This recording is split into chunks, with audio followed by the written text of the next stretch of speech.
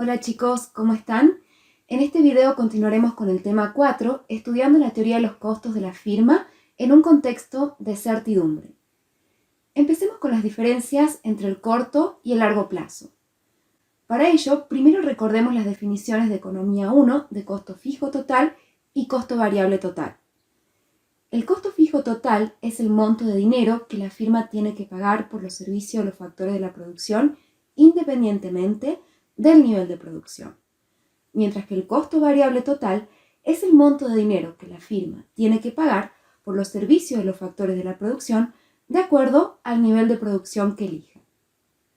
En el largo plazo, la firma puede variar los servicios de todos los factores de la producción, por lo que los costos fijos totales son iguales a cero y el costo total es igual al costo variable total. Hablamos de mediano plazo cuando algunos factores son variables y otros factores son fijos. Y hablamos de corto plazo cuando la firma puede expandir su producción con variaciones en los servicios de un solo factor de la producción. Entonces, tanto en el mediano plazo como en el corto plazo existen costos fijos y el costo total está compuesto de dos partes, del costo variable total y del costo fijo total. En el corto plazo, si la firma emplea solamente dos factores de la producción, trabajo y capital, y suponemos que el factor capital se mantiene constante y que la firma solamente puede variar el factor trabajo, el costo fijo total es la cantidad del servicio productivo fijo multiplicada por su precio, es decir, R por K sub 0. Y el costo variable total es la cantidad del servicio productivo variable multiplicada por su precio, es decir, W por L. A diferencia de la función del costo total de largo plazo, la función del costo total de corto plazo no representa los costos mínimos para producir cualquier nivel de producción. Esto es así porque en el corto plazo, al mantenerse constante el capital, la empresa no tiene la misma flexibilidad para elegir los factores que en el largo plazo. El problema de la minimización de costos a corto plazo consiste en elegir una combinación de factores que minimizan el costo de una producción determinada cuando existen restricciones sobre la modificación del factor fijo. Las restricciones sobre el capital y la función de costos a corto plazo pueden tomar varias formas. Nosotros supondremos que la restricción tiene la forma K menor o igual que K sub 2.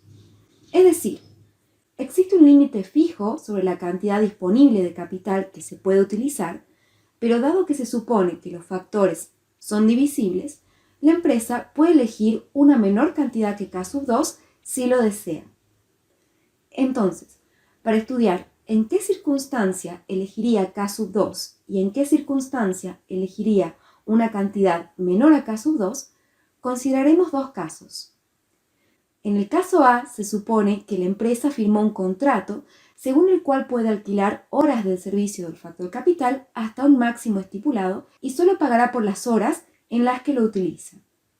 Dado que se supone que los factores son divisibles, esto implica que es libre de usar y pagar por una cantidad menor que K sub 2, que es la máxima que puede emplear. En el caso B, supondremos que la empresa se ha comprometido a pagar R por K sub 2 por el factor fijo, independientemente de si utiliza o no una cantidad menor que K sub 2. O también podríamos decir que la empresa es propietaria de K sub 2 y que no tiene la posibilidad de vender o alquilar las unidades de capital que no utiliza. Estos dos casos planteados nos muestran que no siempre los factores fijos provocan costos fijos y que esto depende de la naturaleza del contrato que haya firmado la empresa. En el caso B, la existencia de un factor fijo crea un costo fijo porque la empresa ya se comprometió a pagar por una cantidad fija. Pero en el caso A, la empresa está sujeta a un nivel máximo de utilización del factor capital, pero solo pagará por la cantidad que utilice. En el caso B, la empresa tiene tanto costos variables como costos fijos, ya que si bien puede utilizar una menor cantidad de capital que K sub 2, paga por utilizar K sub 2. En cambio, en A, solo paga por la cantidad de capital que utiliza, que puede ser menor o igual a K sub 2, por lo que la existencia de un factor fijo no necesariamente implica un costo fijo. Para comprender mejor estos casos, veamos un análisis gráfico. En el eje vertical medimos las horas del servicio del factor capital por unidad de tiempo y en el eje horizontal las horas del servicio del factor trabajo por unidad de tiempo. Tenemos 3 isocuantas, cada una correspondiente a un distinto nivel de producción, X sub 0, X sub 1 y X sub 2. Tenemos 3 rectas de isocostos, cada una correspondiente a un distinto nivel de costo total, CT sub 0, CT sub 1 y CT sub 2. Las rectas de isocostos son paralelas entre sí porque suponemos que los precios de los factores se mantienen constantes. También tenemos el sendero de expansión que parte del origen y une todos los puntos de mínimos costos para cada nivel de producción. Finalmente, en rojo tenemos trazada la restricción sobre el capital. En el corto plazo, la empresa no puede emplear más de K sub 2 unidades de capital. Comencemos analizando el primer caso, el caso A, cuando K es menor o igual a K sub 2. Si la empresa desea producir X sub 0 unidades de un bien, la solución para el problema de minimización de costos se encontraría en el punto A con L sub 0 unidades del servicio del factor trabajo y K sub 0 unidades del servicio del factor capital. Entonces, en el corto plazo, para obtener el nivel de producción X sub 0, la empresa elegirá usar una menor cantidad de capital que la máxima disponible. Ahora, si la empresa desea producir X sub 1 unidades de un bien, la solución para el problema de minimización de costos se encontraría en el punto B con L sub 2 unidades del servicio del factor trabajo y K sub 2 unidades del servicio del factor capital. Entonces, para obtener el nivel de producción X sub 1, en el corto plazo, la empresa elegirá usar la máxima cantidad de capital disponible, K sub 2. Desde 0 hasta el nivel de producción X sub 1 inclusive, en el corto plazo, la empresa elige combinaciones de factores que son óptimas y que se encuentran sobre el sendero de expansión. Pero para niveles de producción mayores a X sub 1, es decir, movernos más allá del punto B a lo largo del sendero de expansión, requeriría cantidades de capital mayores a K sub 2 que no están disponibles para la empresa en el corto plazo. Por ejemplo, para producir X sub 2, lo mejor que podría hacer la empresa en el corto plazo es ubicarse en el punto C utilizando la máxima cantidad disponible del factor fijo K sub 2. Entonces, para producir X sub 2, la empresa se ve obligada a utilizar una combinación de factores que no es la óptima, porque en el punto C, el valor absoluto de la tasa marginal de sustitución técnica no es igual al cociente de los precios de los factores. Para producir X sub 2 en el largo plazo, la combinación óptima de factores se encontraría en el punto D, pero en el corto plazo la empresa se ubicará en el punto C, utilizando menos capital y más trabajo que los que utilizaría en D. Por otro lado, el punto C se encontraría sobre una recta de isocostos mayor a CT sub 2, que es la recta punteada que vemos en el gráfico. Y fíjense que esta recta de isocostos no sería tangente a la isocuanta correspondiente al nivel de producción X sub 2, sino que la corta. Es por eso que C no es un punto de mínimos costos. Para el nivel de producción X sub 2, el costo total de corto plazo será mayor que el costo total de largo plazo. Entonces, la restricción sobre la utilización del capital provoca, a corto plazo, una desviación de la combinación óptima de factores para niveles de producción superiores a X sub 1. De este análisis se deduce que desde 0 hasta el nivel de producción X sub 1 inclusive, la curva de costo total a corto plazo coincide con la de largo plazo, pero para niveles de producción mayores a X sub 1, el costo total de corto plazo será mayor que el costo total de largo plazo. Vemos esto en otro gráfico, suponiendo que las funciones del costo total que surgen de este análisis geométrico son funciones cúbicas del nivel de producción. Aquí ya tenemos representadas gráficamente las dos curvas de costo total que surgen del análisis del caso A. La curva de costo total de largo plazo es la que tenemos en rojo. La curva de costo total de corto plazo coincide con la curva de costo total de largo plazo desde el origen hasta el punto B y luego está por arriba de la curva de costo total de largo plazo para niveles de producción superiores a X sub 1. Ahora analicemos el caso B. En el corto plazo, la empresa se comprometió a pagar por una cantidad fija del factor capital, por lo que R por K sub 2 es un costo fijo. Como el factor capital es divisible, la empresa podría emplear una cantidad de capital menor a K sub 2, aunque ya haya pagado por utilizar esa cantidad. Entonces, el tramo del sendero de expansión desde el origen hasta el punto B es alcanzable para la empresa, pero la empresa no elegirá ubicarse en este tramo. El sendero de expansión que la empresa elegirá en el corto plazo será la recta horizontal que tenemos en rojo, correspondiente al nivel de capital K sub 2, ya que si la empresa elige la combinación de factores correspondiente al punto A para producir X sub 0, puede moverse a lo largo de la isocuanta hasta K sub 2, disminuyendo las unidades del servicio del factor trabajo.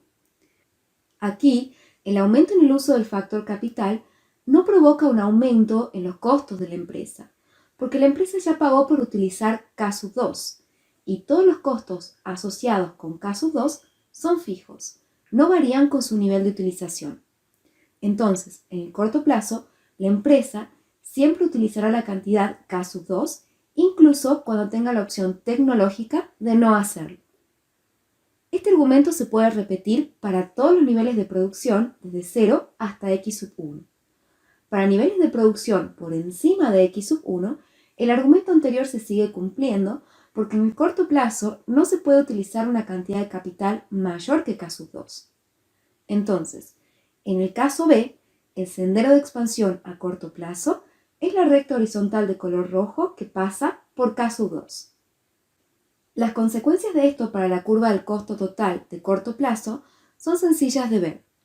Para todos los niveles de producción por debajo de X sub 1, los costos totales, aunque sean los mínimos teniendo en cuenta la restricción del capital, son superiores a los de largo plazo. Para una producción cero, el costo fijo total debe seguir pagándose como indica el segmento 0CF. Cuando la producción aumenta, el costo total de corto plazo está por encima del costo total de largo plazo, pero converge hacia ella. Para el nivel de producción X sub 1, los costos totales a corto y largo plazo son iguales. Esto ocurre porque X sub 1 es el único nivel de producción con la característica de que el nivel del factor fijo K sub 2 es en realidad el nivel óptimo del capital a largo plazo para ese nivel de producción.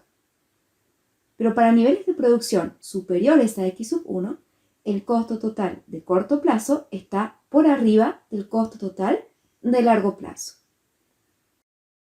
Considerando el caso B, donde la existencia de un factor fijo crea costos fijos, podemos variar la restricción sobre el capital en diferentes niveles, con lo cual se generarían diferentes curvas de costo total a corto plazo. Cada una de estas curvas de costos totales de corto plazo estaría por encima de la curva de costo total de largo plazo, excepto en los puntos en los que son tangentes. Y son tangentes para aquellos niveles de producción en los que el nivel de capital empleado en el corto plazo es el que minimiza los costos a largo plazo. Si el sendero de expansión de largo plazo tiene pendiente positiva, las curvas de costo total a corto y largo plazo serán tangentes para niveles de producción superiores a medida que se aumenta el nivel fijo del capital. En el gráfico tenemos tres curvas de costo total de corto plazo para distintos niveles de capital: K sub 0, K estrellita y K sub 9. Si continuamos variando la restricción sobre el factor capital, se generarían más curvas de costos a corto plazo, por lo que la curva de costo total a largo plazo es la envolvente de las curvas de costo total a corto plazo. Es decir, es tangente en algún punto a todas las curvas de costo total de corto plazo y no corta a ninguna. Cada uno de los puntos de la curva de costo total de largo plazo es tangente a una curva de costo total de corto plazo para una restricción sobre el nivel del factor capital diferente. A partir de este análisis, ahora estudiemos las relaciones que existen entre los costos unitarios de corto plazo y los costos unitarios de largo plazo. Para ello, vamos a dibujar las curvas de costo medio y costo marginal a corto plazo que se obtienen de las tres curvas de costo total a corto plazo que teníamos en la filmina anterior para el caso B cuando consideramos los tres niveles distintos del factor capital, K sub 0, K estrellita y K sub 9. Ahora agregamos en el gráfico la curva de costo medio de largo plazo que se obtiene de la curva de costo total de largo plazo de la filmina anterior. ¿Y qué es lo que observamos? Fíjense que cada una de las curvas de costo medio a corto plazo están por encima de las curvas de costo medio a largo plazo, excepto para los niveles de producción donde son tangentes. Por lo tanto, el costo medio de largo plazo es una envolvente de las curvas de costo medio de corto plazo. El costo medio de largo plazo es igual al costo medio de corto plazo para aquella cantidad de producción en la que son tangentes. Y son tangentes para aquellos niveles de producción en los cuales el nivel de capital empleado en el corto plazo es el que minimiza los costos en el largo plazo. Es decir, para los niveles de producción X sub 0, X estrellita, X sub 9. Ahora agregamos al gráfico la curva de costo marginal de largo plazo que se obtiene de la curva de costo total de largo plazo que teníamos en la filmina anterior. Fíjense que las curvas de costo marginal de corto plazo cortan a la curva de costo marginal de largo plazo de abajo hacia arriba, por lo que la curva de costo marginal de largo plazo no es una envolvente de las curvas de costo marginal de corto plazo. La curva de costo marginal de corto plazo puede ser mayor o menor que la curva del costo marginal de largo plazo, dependiendo del nivel de producción y del nivel del factor fijo en el corto plazo, que es el capital. Pero cuando el capital empleado en el corto plazo coincide con el nivel de capital que minimiza los costos de la empresa a largo plazo para un determinado nivel de producción, el costo marginal de corto plazo es igual al costo marginal de largo plazo, tal como observamos en el gráfico para los niveles de producción X sub 0, X estrellita y X sub 9. Bueno, en esta filmina ya tenemos por escrito las relaciones que analizamos gráficamente recién. Ahora veamos las diferencias que encontramos para cada nivel de producción utilizando herramientas matemáticas. El costo medio de corto plazo es el cociente entre el costo total de corto plazo y el nivel de producción. El costo medio de largo plazo es el cociente entre el costo total de largo plazo y el nivel de producción. A partir de estas expresiones, podemos calcular cómo cambia el costo medio de corto plazo y cómo cambia el costo medio de largo plazo cuando aumenta el nivel de producción. Se puede demostrar que esta derivada es igual a 1 sobre el nivel de producción por la diferencia entre el costo marginal y el costo medio de corto plazo, y que esta derivada es igual a 1 sobre el nivel de producción por la diferencia entre el costo marginal y el costo medio de largo plazo. La primera derivada nos muestra la evolución del costo medio en el corto plazo, mientras que la segunda derivada nos muestra la evolución del costo medio en el largo plazo. Bien, ahora volvamos al gráfico anterior y nos posicionemos en el nivel de producción X sub 0. Como para este nivel de producción el costo medio de corto plazo y el costo medio de largo plazo son tangentes, estas dos derivadas que tenemos aquí son iguales. Y si estas dos derivadas son iguales, entonces el costo marginal de largo plazo es igual al costo marginal de corto plazo y el costo medio de largo plazo es igual al costo medio de corto plazo.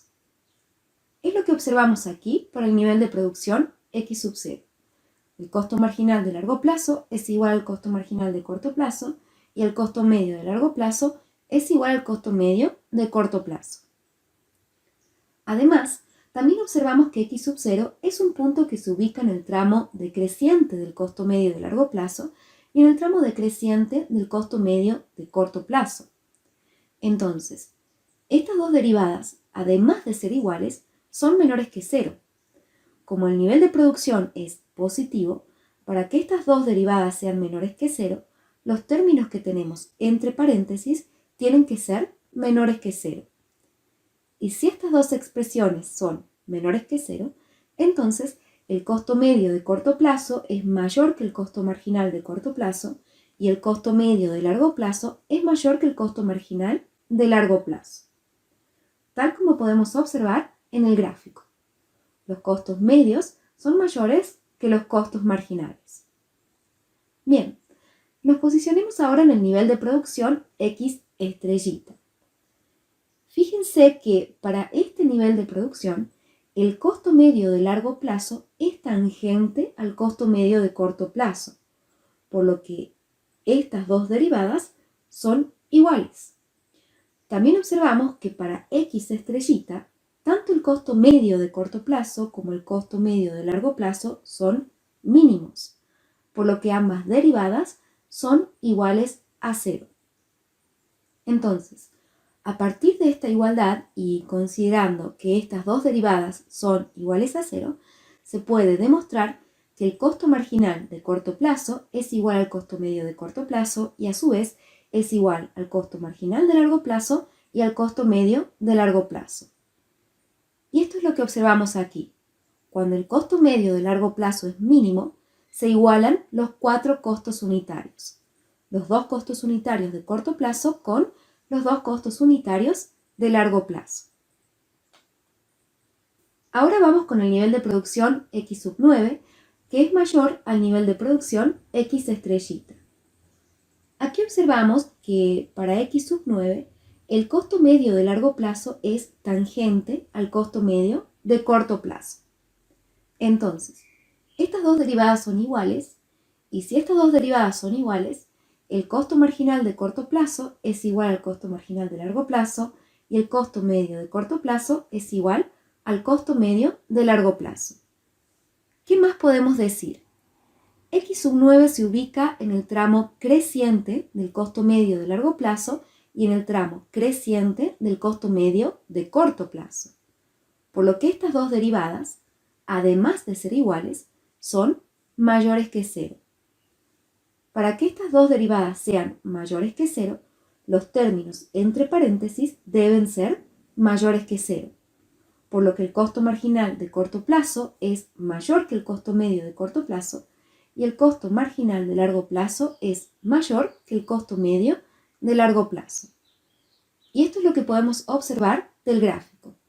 Para X sub 9, los costos marginales son mayores que los costos medios. Bien, ahora vamos a volver a centrarnos en el largo plazo para analizar cómo los rendimientos a escala pueden explicar la forma de los costos de la empresa.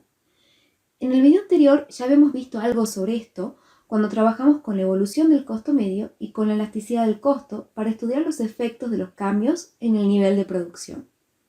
Decíamos que la forma de los costos en el largo plazo depende de los rendimientos a escala que exhiba la función de producción de la firma. Como ya habíamos visto en el tema 3, el concepto de rendimientos a escala se puede definir de una manera sencilla para las funciones de producción homogéneas. Así que vamos a partir del concepto de homogeneidad. La función de producción es homogénea de grado S cuando al aumentar los factores de la producción en la misma proporción lambda, la producción se incrementa en lambda a la S, en donde S no solo indica el grado de homogeneidad de la función, sino también los rendimientos a escala que exhibe.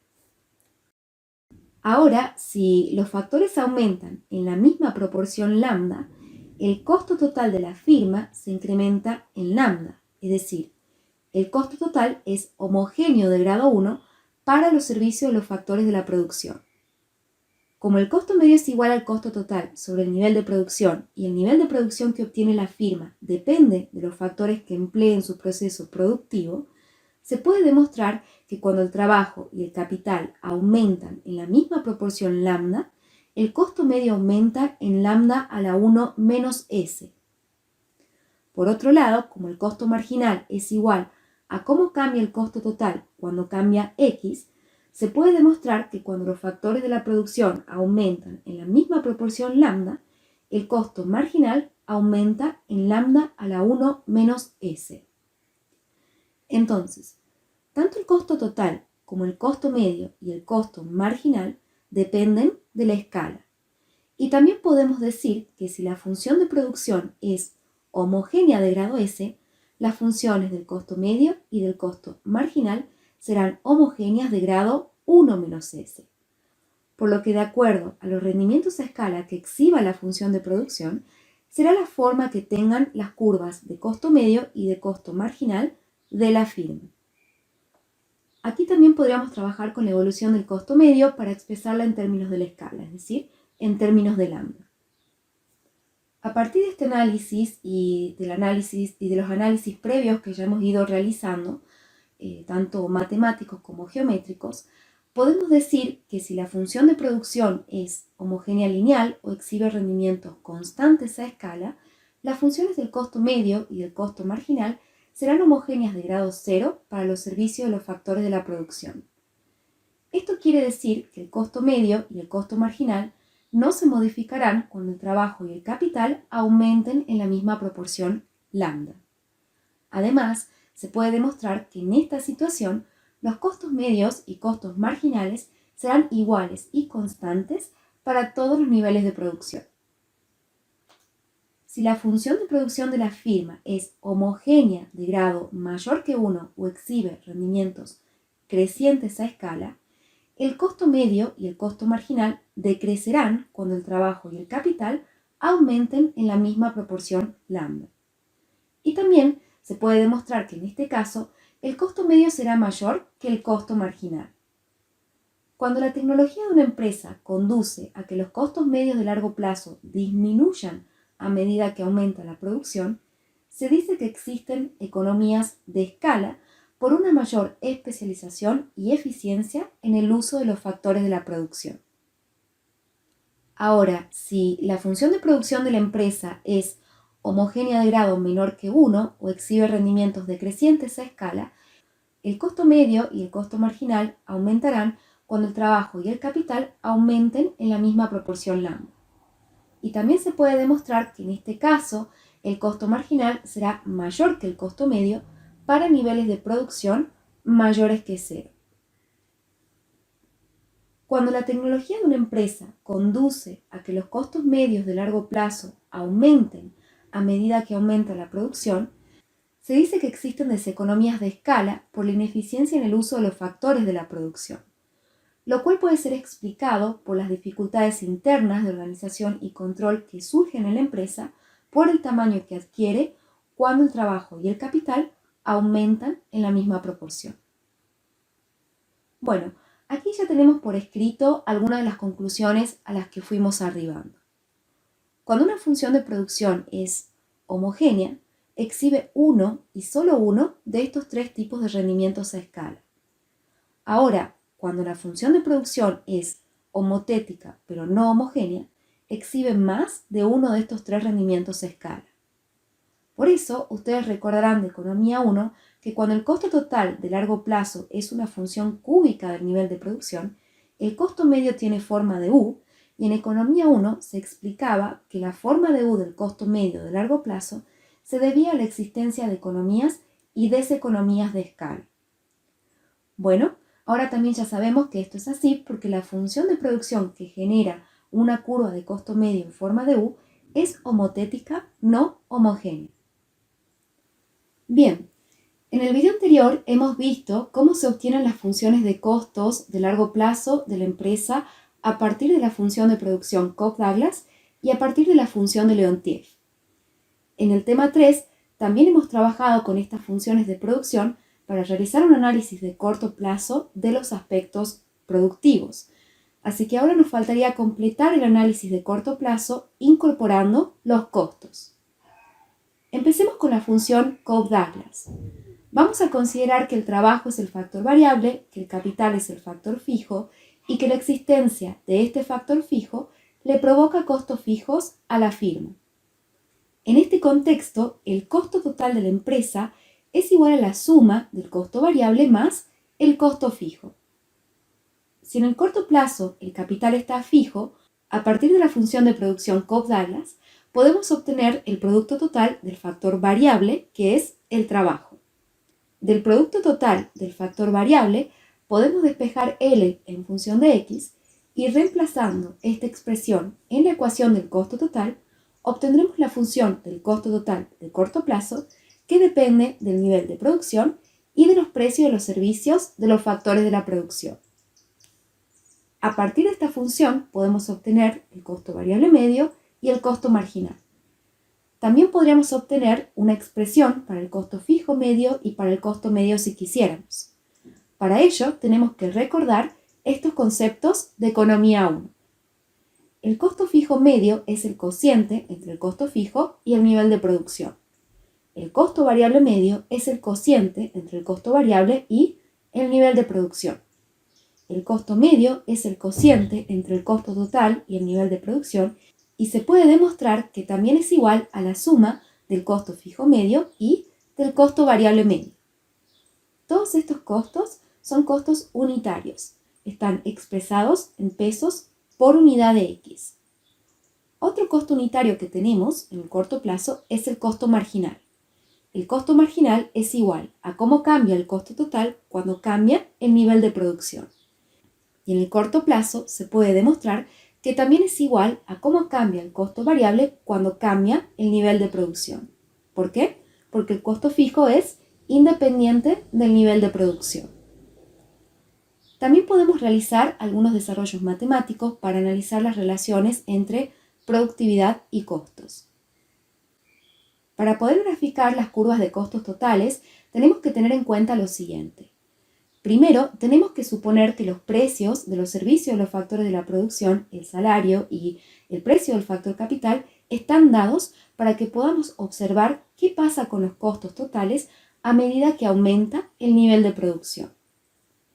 El costo fijo total va a ser una línea recta horizontal porque no depende del nivel de producción. Ahora, fíjense que el costo variable total va a depender del valor de alfa, que es el exponente del factor trabajo en la función de producción Cobb-Douglas, así que para poder graficarlo tenemos que postular valores para alfa. Si alfa fuera mayor que 1, por ejemplo, si fuera igual a 2, aquí tendríamos que el costo variable es igual a una constante por la raíz cuadrada del nivel de producción sobre otra constante. Entonces, gráficamente, el costo variable va a tener esta forma. Va a ser una curva que parte del origen y que crece a ritmo decreciente cuando aumenta el nivel de producción.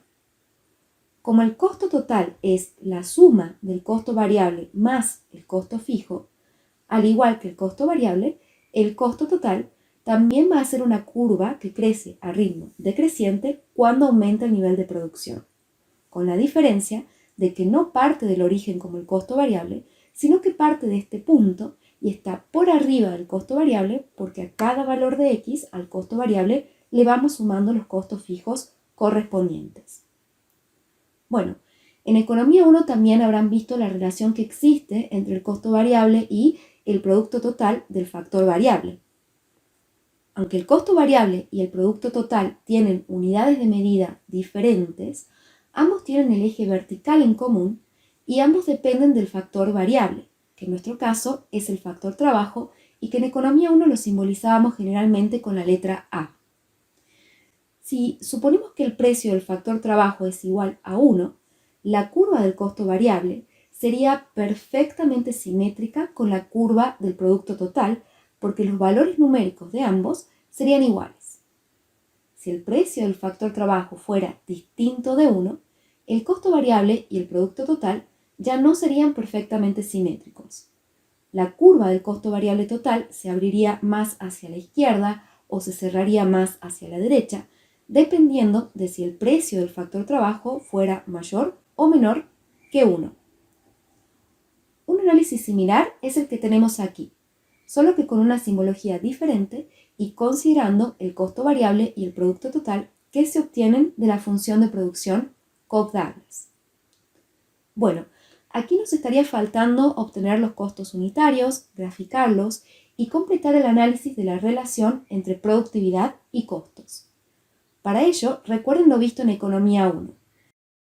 El costo variable medio puede calcularse como el precio del factor variable sobre la productividad media del factor variable y el costo marginal puede calcularse como el precio del factor variable sobre el producto marginal del factor variable.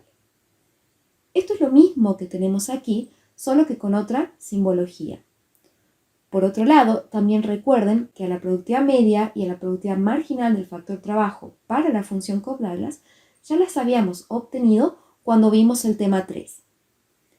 Entonces, aquí es importante que repasen todo lo visto sobre costos en Economía 1 y que empiecen a relacionar los conceptos que ya fuimos desarrollando con el nivel de Microeconomía 1.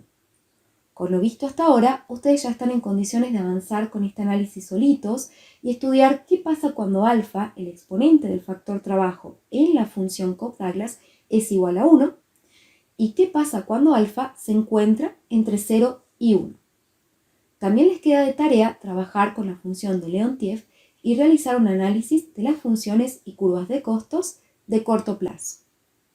Bueno, hasta aquí hemos analizado los costos de la empresa suponiendo que la producción es simple, es decir, cuando se produce un solo bien. Ahora veamos brevemente cómo serían los costos cuando la producción es múltiple. En el tema 3 ya habíamos introducido el concepto de producción múltiple, que es el caso en el que la empresa produce dos o más bienes. Para simplificar el análisis, habíamos partido del supuesto que la firma produce dos bienes, X1 y X2, con dos factores de la producción, Y1 e Y2. También vimos el concepto de economías de extensión y decíamos que existen economías de extensión cuando resulta más barato que una sola firma produzca los dos bienes en lugar de que los bienes sean producidos por dos firmas distintas especializadas. Un ejemplo de esto podría ser la producción de carne y cuero de ganado vacuno. Cuando existen economías de extensión, el costo total de cada uno de los bienes es su costo incremental. Si una empresa que inicialmente solo producía el bien 2 decide producir también el bien 1, manteniendo constante la cantidad que producía anteriormente del bien 2, el costo incremental del bien 1 se define como el aumento en el costo total de la firma que surge de esta decisión. Es decir, el costo incremental de X1 unidades del bien 1 para una cantidad fija del bien 2 es igual al costo de producir ambos bienes conjuntamente menos el costo que tenía antes la empresa cuando solo producía el bien 2. De manera análoga, podemos definir el costo incremental del bien 2 como el aumento en el costo total de una empresa que inicialmente solo producía el bien 1 y luego decide producir también el bien 2.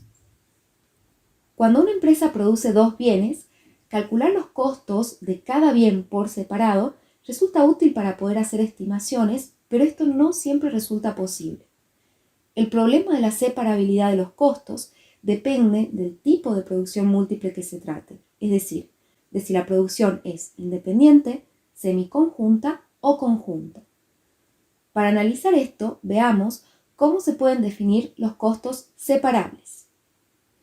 Si llamamos P sub I1 y P sub I2 a los precios por unidad de los servicios de los factores de la producción I sub 1 e I sub 2 respectivamente, el costo total de una empresa que produce dos bienes puede expresarse de esta manera, en donde I sub 1,1 sería la cantidad del factor 1 empleada para producir el bien 2, I sub 1,2 la cantidad del factor 1 empleada para producir el bien 2, I sub 2,1 la cantidad del factor 2 empleada para producir el bien 1, e I sub 2,2 la cantidad del factor 2 empleada para producir el bien 2. Es decir, tenemos dos factores, I sub 1 e I sub 2, y ambos factores son utilizados en la producción de los dos bienes.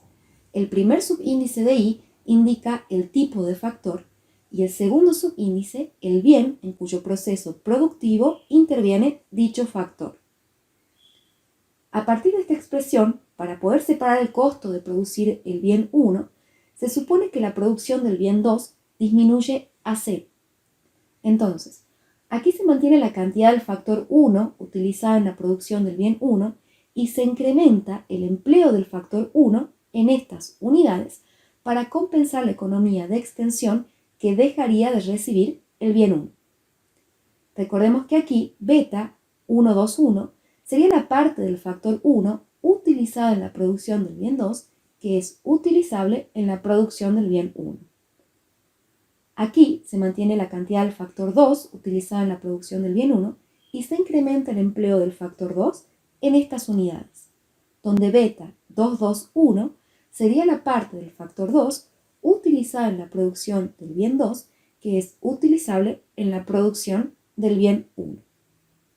Con el mismo razonamiento se separa el costo de producir el bien 2. En ambas expresiones se incorporan los betas y las cantidades de factores empleadas en la producción del otro bien. Si reemplazamos estos conceptos en las ecuaciones que teníamos en la filmina anterior, llegamos a estas dos expresiones para los costos incrementales de cada bien. Ahora, considerando el concepto de costo incremental, analicemos la posibilidad de separar los costos para cada uno de los casos de la producción múltiple. Si la producción múltiple es independiente, todos los factores son perfectamente agotables, por lo que todos los betas son nulos. Debido a ello, los costos incrementales coinciden con los costos en el caso de la producción simple de cada bien y los costos de producir ambos bienes son perfectamente separables. Si la producción múltiple es conjunta, como todos los factores son perfectamente compartibles, los betas son iguales a 1 y en consecuencia los costos incrementales de cada bien son iguales a 0. En este caso resulta imposible separar los costos. Solo existe el costo total del proceso productivo de ambos bienes y no puede obtenerse el costo de cada uno por separado. Por último, si la producción múltiple es semiconjunta, no todos los factores son agotables, pero tampoco todos ellos son perfectamente compartibles, por lo que los betas se encuentran entre 0 y 1. En este caso, se puede comprobar que la separación de los costos es posible, pero solo de forma imperfecta. Cuando los betas se encuentran entre 0 y 1, la suma de los costos incrementales de cada bien será menor al costo total de producir ambos bienes. Esto es así porque una parte de los costos totales de producir los dos bienes, que es igual al valor de las economías de extensión entre los bienes, queda fuera de los costos incrementales. Y este valor de las economías de extensión entre los bienes, que se puede simbolizar como EE, es igual a la suma del valor de las economías de extensión que el bien 1 produce al bien 2, más el valor de las economías de extensión que el bien 2 produce al bien 1. Cuando una empresa se dedica a la producción múltiple, el análisis de la elección de factores que minimizan los costos es más complejo y en esta asignatura no lo vemos. Solo desarrollamos algunos conceptos que nos permiten relacionar los costos con la producción múltiple a un nivel introductorio para observar algunas diferencias entre la producción simple y la producción múltiple. Y además, este tema sirve de base para la teoría del equilibrio general que vamos a ver en Microeconomía 2. Bueno, para ir finalizando con este video, veamos cuál es la diferencia entre costo social y costo privado de producción. Todos los costos que hemos estudiado en este tema son costos privados. Para poder diferenciarlos de los costos sociales, es necesario que primero introduzcamos algunos conceptos. Con frecuencia uno observa en la realidad que tanto el consumo como la producción de bienes provocan costos o beneficios a otras personas y al medio ambiente.